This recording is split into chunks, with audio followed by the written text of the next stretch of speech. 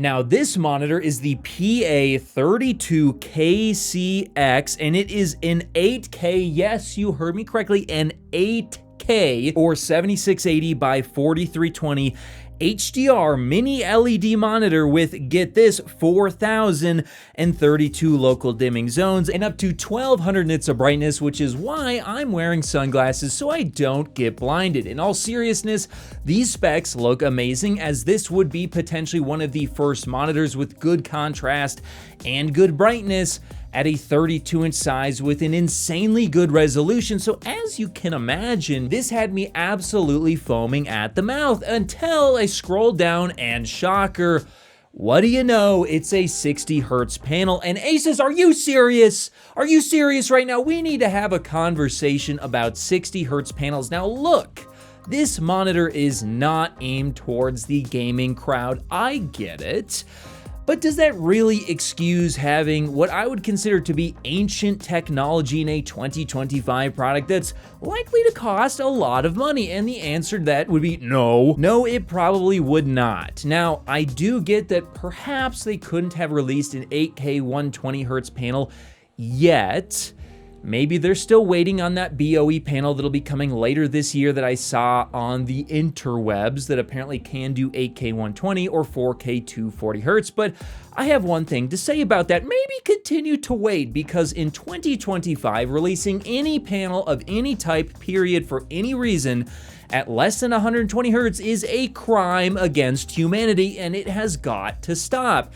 The professional market does not deserve this level of abuse. Let me tell you guys something. You do not have to put up with 60 hertz for any reason. Now, maybe if you're never using your mouse on this monitor and it is purely just for watching, yeah, sure, that could be acceptable, because let's be honest, most video content is gonna be 24, 30, or maybe even 60 hertz at the most. You're really not gonna be producing anything more than 60 hertz. So for that reason, hey, look, I get it. But at the same time, again, this is going to be an expensive monitor. I will tell you that right now.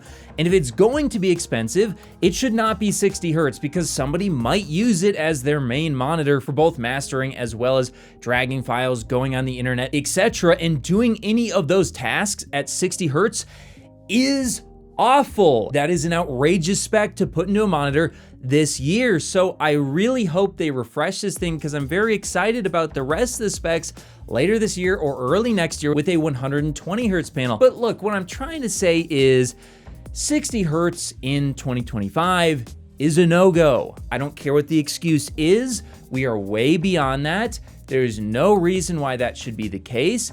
And if I review, I'll tell you this right now, if I review any monitors under any category in 2025 and it is less than 120 hertz, it is going to be an immediate, I do not recommend this product. Now, that being said, probably if anyone from ASUS is watching this, they're gonna go, we're not sending him any of our 60 hertz panels. But that's why I'm making this video now, because I want to get this across to people, not only in the gaming crowd, but I want to reach some creators. 60 hertz is awful to work on. 120 hertz is so much better.